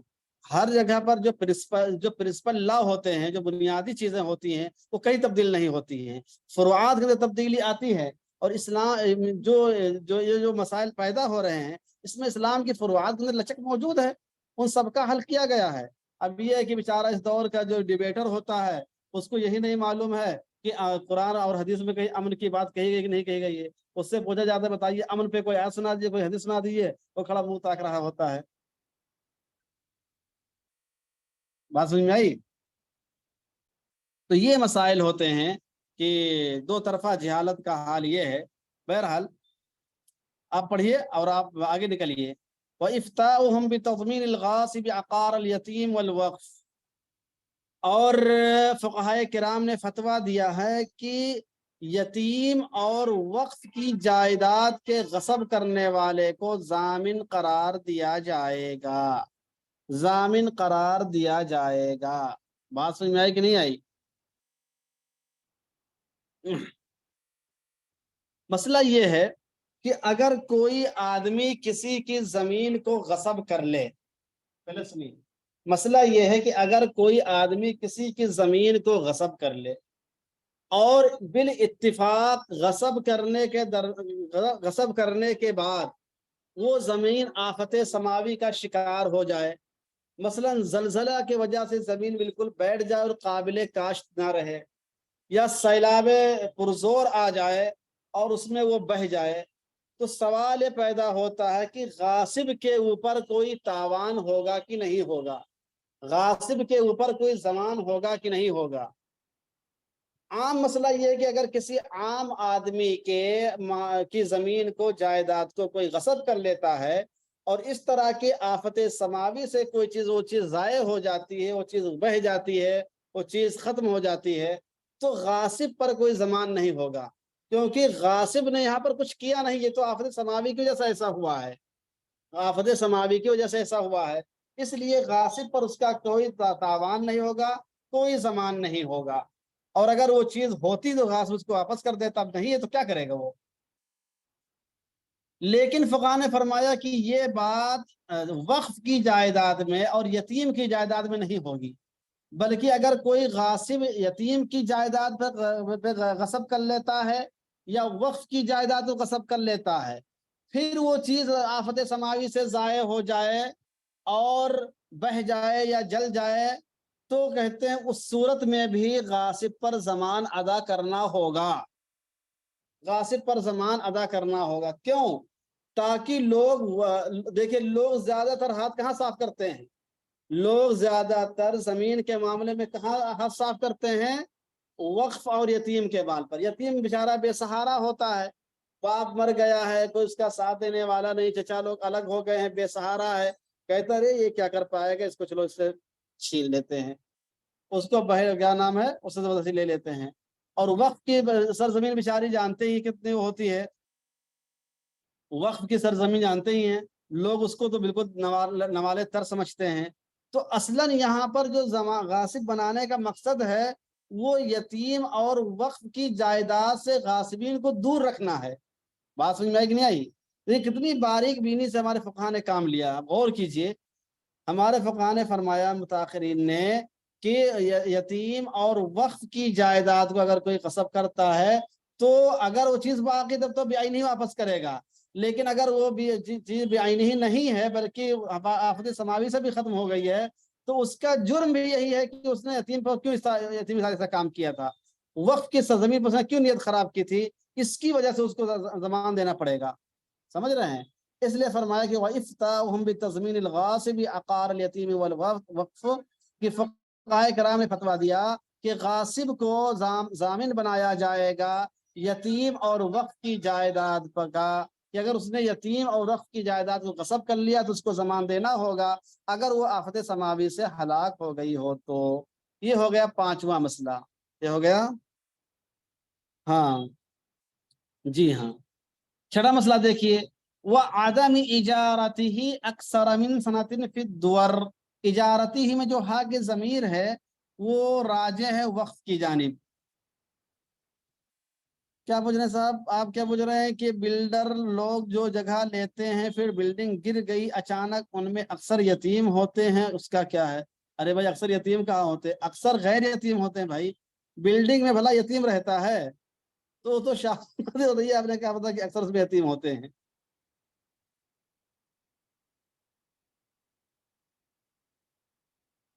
وَعَدَمِ إِجَارَتِهِ أَكْثَرَ مِنْ سَنَةٍ فِي الدُّوَرِ، اور وقف کی زمین کو اجارہ نہ دینا ہے اکثر من سنۃ فی الدور، مکانات میں 1 سال سے زیادہ۔ فقہائے کرام نے مسئلہ فتویٰ یہ دیا ہے، مسئلہ یہ بتایا ہے کہ وقف کی جائیداد کو 1 سال سے زیادہ اجارے پر نہ دیا جائے اگر وہ مکان و دکان کی شکل میں ہو۔ وَأَكْثَرَ مِنْ 3 سنین فی الأراضی، اور 3 سال سے زیادہ کرائے پر نہ دی جائے اگر وہ اراضی ہو، اگر وہ زمین کی شکل میں ہو، پلاٹ کی شکل میں ہو تو اس کو 3 سال سے زیادہ کرائے پر نہ دی جائے، اور اگر زمین و مکان، اگر وہ مکان اور دکان کی شکل میں ہو تو 1 سال سے زیادہ اس کو کرائے پر نہ دیا جائے۔ سمجھ رہے ہیں کیوں نہ دیا جائے؟ بھائی جب آپ عام زمینوں کو، چاہے آپ کی دکان ہے، آپ کا مکان ہے، آپ جتنے میں کرائے پر دیجئے، آپ کی زمین چاہے 10 سال کے لیے 20 سال کے لیے دے دیجئے، کہتے ہیں وقف کی جائیداد میں نہیں ہوگا۔ کیوں؟ اس لیے کہ صورتحال ایسی ہو گئی ہے کہ کرایہ دار، جو کرایہ دار ہے اگر وہ 2-4 سال ٹک گیا، اگر وہ 2-4 سال تک ٹک گیا تو پھر اس سے زمین و مکان کو خالی کرانا مشکل ہی نہیں، بسا اوقات ناممکن ہو جاتا ہے۔ اور یہ عین ممکن ہے کہ بہت مشکل کے بعد آپ چھڑائے ہیں تو وہ جتنا پیسہ کرایہ کا دیا وہ صرف ڈبل لے کے تب چھوڑتا ہے۔ یہ تو عام مکانات کی بات ہے۔ وقف کی جائیداد کو لوگ ہڑپ کر جائیں گے، 1 سال سے زیادہ دے دیا آپ نے تو آہستہ آہستہ وہ کیا کر دے گا، اپنے ہونے کا دعویٰ کر دے گا۔ تو اس لیے فقہائے کرام نے نہایت باریک بینی سے مسئلہ لکھا ہے کہ وقف کی جو جائیداد ہوگی اگر وہ دکان و مکان کی شکل میں تو صرف 1 سال کے کرائے پر دیں، اور اگر وہ زمین کی شکل میں ہے، پلاٹ کی شکل میں ہے تو پھر اس کو 3 سال سے زیادہ کرائے پر نہ دیں، مع مخالفتہ لاصل المذہب۔ حالانکہ یہ دونوں مسئلے، یعنی غاصب کو ضمان بنانے والا مسئلہ اور زمین و مکان کو کرائے پر دینے والا مسئلہ، یہ دونوں مسئلے اصل مذہب کے خلاف ہیں، اصل مذہب کے خلاف ہیں۔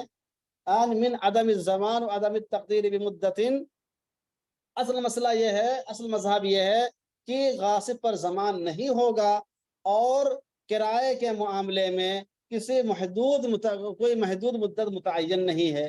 سمجھ رہے ہیں کہ آپ اتنے سال، آپ کو اختیار ہے، آپ 5 سال کے لیے دیجئے، 10 سال کے لیے دیجئے، 8 سال کے لیے دیجئے، 25 سال کے لیے دیجئے، بلکہ بس آپ کا تو 100 سال کے لیے ایگریمنٹ ہو جاتا ہے۔ لیکن وہ تو اپنی زمینوں کے لیے، وقت کے معاملے میں صرف 1 سال اور زمین میں 3 سال کی بات کی گئی ہے تاکہ کرائے پر لینے والوں کی نیت میں فطور نہ آئے، اور فطور آئے تو ان کی نیت کو توڑ دیا جائے۔ سمجھ رہے ہیں؟ تو یہ زمانے کے حالات کی وجہ سے فقہا نے اصل مذہب کو چھوڑ کر ایک نیا حکم پیدا کیا اور اس میں نئی رائے قائم کی کہ آج کے حالات ایسے ہو گئے ہیں کہ اس میں آج کے حالات کے اعتبار سے 1 سال سے زیادہ کرائے پر نہ دیں۔ ٹھیک ہے، تو 6 مثالیں آ گئیں۔ 7ویں مثال دیکھیے، وَمَنْعُهُمْ الْقَاضِيَ أَنْ يَقْضِيَ بِعِلْمِهِ، فقہائے کرام نے قاضی صاحب کو منع فرمایا ہے کہ وہ اپنے علم کی روشنی میں فیصلہ کریں۔ سوال یہ ہے کہ اگر قاضی کو خود فریقین کے معاملے میں معلوم ہو ہمارے یہاں کیا پوچھ رہے ہیں مولانا کہ ہمارے یہاں وقت کی کاشت زمین 5 سال کی مدت کے لیے دی جاتی ہے. اچھا، آپ کے یہاں یہ آپ اسے سوال کر رہے ہیں یا بتا رہے ہیں؟ اب جو اصل مسئلہ تو یہی کہ اس میں مدت متعین نہیں ہے. فقہائے کرام نے متاخرین نے یہ سہولت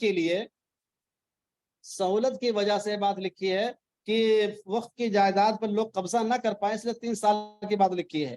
اگر آپ کو اپنے زمانے کے عرف کے اعتبار سے لگتا ہے یا آدمی کے حالات سے لگتا ہے کہ آدمی ایماندار ہے، ٹھیک ہے، کوئی ایسا مسئلہ نہیں ہوگا، تو پھر آپ 5 سال کے لیے بھی دے سکتے ہیں، گنجائش نکل سکتی ہے. کیونکہ یہ مسائل کیا ہیں؟ یہ تو مسائل عرفی ہیں. اور عرفی مسائل جو ہوتے ہیں ان میں اس طرح کی گنجائش موجود ہوتی ہے کہ اپنے زمانے کے حالات کو دیکھتے ہوئے مسئلے پر فتویٰ دے سکتے ہیں. لیکن جب عام بات بتائی جائے گی تو جو عمومی مسئلہ اسے بتایا جائے گا. سمجھ رہے ہیں؟ تو میں 7ویں مسئلے میں بتا رہا تھا کہ قاضی کو اگر فریقین کے معاملے میں معلوم ہے، قاضی کو اگر فریقین کے معاملے میں بات معلوم ہے کہ کون حق پر ہے اور کون ناحق پر ہے، مثلا قاضی کے محلے کا وہ معاملہ ہے یا قاضی کے پڑوس کا معاملہ ہے، اور قاضی کو معلوم ہے کہ کون صحیح ہے کون غلط ہے، تو کیا وہ شاہدین کو سنے بغیر صرف اپنے علم کی روشنی میں فیصلہ کر سکتا ہے کہ نہیں کر سکتا ہے؟ اپنے علم کی روشنی میں فیصلہ کر سکتا ہے کہ نہیں کر سکتا ہے؟ پہلے زمانے میں فقہا نے فتویٰ دیا کہ قاضی اپنے علم کی روشنی میں فیصلہ کر سکتا ہے. اس کو اگر معلوم ہے واقعی کہ فلاں آدمی غلط ہے اور فلاں آدمی حق پر ہے، تو حق والے کے حق میں فیصلہ کر سکتا ہے اور ناحق والے کے حق میں فیصلہ نہیں کرے گا. لیکن بعض فقہاء کرام نے فرمایا کہ آج کل قاضیوں کے حالات اتنے معتبر نہیں رہ گئے جیسے پہلے زمانے کے قاضیوں کے حالات ہوتے تھے. جیسے پہلے زمانے کے قاضیوں کے حالات ہوتے تھے کہ پہلے کے زمانے میں ورع اور تقوی غالب رہتا تھا، اس لیے وہ اپنے علم کی روشنی میں.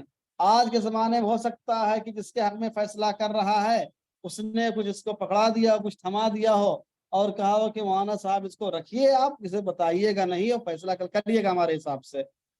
تو اپنے علم کی روشنی میں آج کے زمانے میں فیصلہ نہیں کرے گا، بلکہ شہادہ اور بینہ کی روشنی میں وہ فیصلہ کرے گا، تبھی اس کا فیصلہ نافذ ہوگا. تو پہلے کے مسئلے کو متاخرین نے چھوڑ کر نیا حکم اس لیے لگایا کہ عرف اور زمانہ بدل چکا تھا. ٹھیک ہے، عرف اور زمانہ بدل چکا تھا. 8واں مسئلہ دیکھیے کیا فرماتے ہیں. 8واں مسئلہ کہ ہوا کہتے اکثر قاضی کی بات لوگ نہیں سنتے، اس وقت کیا کرنا ہوگا؟ اگر لوگ قاضی کی بات نہیں سنتے ہیں تو قاضی اپنے گھر جائے گا، وہ لوگ اپنے گھر جائیں گے. قاضی کا کام تو اس زمانے میں صرف فیصلہ لکھ دینا، بتا دینا ہے، اور ماننا جو فریقین کی شرعی ذمہ داری ہے. سمجھ رہے ہیں؟ قاضی کے فیصلے کو ماننا شرعی ذمہ داری ہے. قانوناً اگر وہ نہیں مانتے ہیں یا اپنا تسلیم نہیں کر سکتے ہیں تو قاضی بالجبر اس کو منوا نہیں سکتا ہے. سمجھ رہے ہیں؟ قاضی اس کو بالجبر منوا نہیں سکتا ہے. اصل اس مسئلے کے اندر بھی اختلاف ہے کہ قاضی جو ہوتا ہے وہ ملزم حکم ہوتا ہے. قاضی اصلاً کیا ہے؟ ملزم حکم ہوتا ہے. تو یہ الزام حسی ہے یا الزام معنوی ہے؟ الزام حسی ہے یا الزام معنوی ہے؟ اکثر کا قول یہی ہے کہ یہاں پر الزام سے مراد الزام حسی نہیں ہے بلکہ معنوی ہے. یعنی معنوی طور پر، شرعی طور پر قاضی اس کو لازم کر دے گا، زبردستی قاضی اس کو کرانے نہیں جائے گا. مثلا قاضی نے کسی کے حق میں فیصلہ کر دیا کہ فلاں زمین فلاں آدمی کی ہے، تو کیا اب قاضی اس کو قبضہ کروانے بھی جائے گا ساتھ میں؟ وہاں قاضی اس کو قبضہ کروانے ساتھ میں جائے گا؟ وہاں قاضی نے فیصلہ کر دیا، اب قبضہ تم جا کے کرو. قاضی وہاں فیصلہ زبردستی جائے گا نہیں کروانے کے لیے کہ چلو میں کھڑا ہوتا ہوں تمہیں کرو. تو قاضی کے ذمے کیا ہے؟ الزام معنوی ہے، الزام حسی نہیں ہے.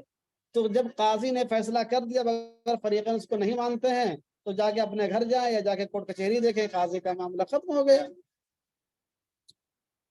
8واں مسئلہ کہ وَإِفْتَاؤُهُمْ بِمَنْعِ الزَّوْجِ مِنَ السَّفَرِ بِزَوْجَتِهِ وَإِنْ أَوْفَاهَا الْمَهْرَ الْمُعَجَّلِ لفساد الزمان۔ آٹھواں مسئلہ یہ ہے کہ فقہائے کرام نے فتویٰ دیا ہے شوہر کو سفر سے منع کرنے کے سلسلے میں اپنی بیوی کے ساتھ وَإِنْ أَوْفَاهَا الْمُعَجَّلِ، اگر سے اس نے مہر معجل دے دیا ہو زمانے کے فساد کی وجہ سے۔ اصل مسئلہ یہ ہے کہ اگر کوئی آدمی اپنی بیوی کو سفر میں لے کر جانا چاہتا ہے اپنے ساتھ، تو کیا اور بیوی تیار نہیں ہو رہی ہے ساتھ میں سفر پر جانے کے لیے، مثلا شوہر کہہ رہا ہے کہ چلو ہم لوگ انگلینڈ چلتے ہیں ہنی مون منانے کے لیے، اور بیوی کہتی ہے کہ مجھے بہت ڈر لگ رہا، میں کبھی ہوائی جہاز پہ نہیں بیٹھی ہوں اور مجھے بہت ڈر، میں نہیں جاؤں گی، تو کیا زبردستی اس کو لے جا سکتا ہے؟ کیا زبردستی وہ اس کو لے جا سکتا ہے؟ بات سمجھ میں نہیں آئی؟ کیا شوہر اپنی بیوی کو سفر پر لے جا سکتا ہے کہ نہیں لے جا سکتا اس کی رضامندی کے بغیر؟ اس کا جواب یہ تھا کہ متقدمین نے یہ فتویٰ دیا تھا کہ اگر آدمی نے مہر معجل دے دیا ہے، پہلے اس کا مہر ادا کر دیا ہے، تو مہر معجل دینے کے بعد زبردستی بھی وہ بیوی کو سفر پر اپنے ساتھ لے جا سکتا ہے، ہنی مون کے لیے باہر لے جا سکتا ہے، یا ایسے رشتہ داریوں میں لے جا سکتا ہے۔ سمجھ رہے ہیں؟ تو پہلے کے زمانے کے فقہاء نے مسئلہ لکھا تھا۔ کیوں لکھا تھا؟ پہلے کے زمانے میں بطور خاص امام ابو حنیفہ رحمۃ اللہ علیہ کے زمانے میں راستے معمون تھے، اور لوگ بہت دور دراز کا سفر بھی نہیں کرتے تھے، کرتے بھی تھے تو وہ گروہوں کی شکل میں اور کیا کہتے ہیں قافلوں کی شکل میں کرتے تھے، تو وہ محفوظ رہتے تھے، اور ہر طرف کیا کہتے ہیں خلیفۃ المسلمین کی جو خلافت ہوتی تھی تو اس کا عملہ لوگوں کی دیکھ بھال کے لیے ہوتا تھا۔ خلاصہ یہ کہ پہلے زمانے میں سفر معمون تھا اور لوگ پرامن سفر کر لیتے تھے، تو بیوی کے جان اور اس کی عفت و عصمت کو کوئی خطرہ نہیں تھا، اس لیے مہر معجل دینے کے بعد اس کو زبردستی بھی سفر میں لے جا سکتا تھا راستے کے معمون ہونے کی وجہ سے۔ لیکن فقہائے کرام فرماتے ہیں کہ بعد کے زمانے میں صورتحال یہ ہو گئی کہ بیوی کو سفر میں لے جانے سے اس کی عفت و عصمت اور اس کی جان کا خطرہ ہوتا ہے، اس لیے جب تک وہ رضامندی ظاہر نہ کرے اس کی رضامندی کے بغیر اس کو نہیں لے جا سکتے ہیں، چاہے مہر معجل دے چکے ہوں۔ کیوں؟ لفساد الزمان، زمانے کے فساد کی وجہ سے۔ اور آج بھی ہم لوگ سنتے رہتے اخبارات کے اندر آتے رہتا ہے کہ فلاں آدمی اپنی فیملی کے ساتھ باہر گیا تھا اور چند لڑکوں نے کیا نام ہے اس کے ساتھ چھیڑخانی کی، 2-3 شوہر کو مارا اور 2-3 بیوی کو لے کر بھاگ گئے، اور پھر 10 دن کے بعد وہ بیوی واپس ملی۔ تو اس طرح کے واقعات بمبئی اور دلی وغیرہ میں ہم لوگ سنتے رہتے ہیں، دیکھتے رہتے ہیں، آتا بھی رہتا ہے اخبار کے اندر۔ تو اس لیے بعد میں فساد زمانہ کی وجہ سے فقہائے کرام نے اس کا فتویٰ دیا کہ مہر معجل دینے کے باوجود بھی جب تک بیوی رضامند نہ ہو اس کو سفر میں لے جانا ممنوع ہوگا۔ ٹھیک ہے؟ فقہاء نے فتویٰ دیا کہ شوہر بیوی کو سفر میں نہ لے جائے اگرچہ اس نے مہر معجل ادا کر دیا ہو فساد زمانہ کی وجہ سے۔ غیر معجل کی صورت میں تو مسئلہ بالکل برابر کی، تو وہ پہلے بھی یہ تھا کہ جب تک مہر معجل نہیں دیا اس کو نہیں لے جا سکتا ہے، مہر معجل نہیں دیا ہے تو اس کو نہیں لے جا سکتا ہے۔ تو اس مسئلے میں جو ہمارے فقہاء نے اصل رائے جو تھی پہلے کی اس سے عدول کیوں کیا؟ زمانے کے اور عرف کی تبدیلی کی وجہ سے، زمانے اور عرف کی تبدیلی کی وجہ سے فقہائے کرام نے اس میں عدول کیا ہے۔ بات سمجھ میں آئی کہ نہیں آئی؟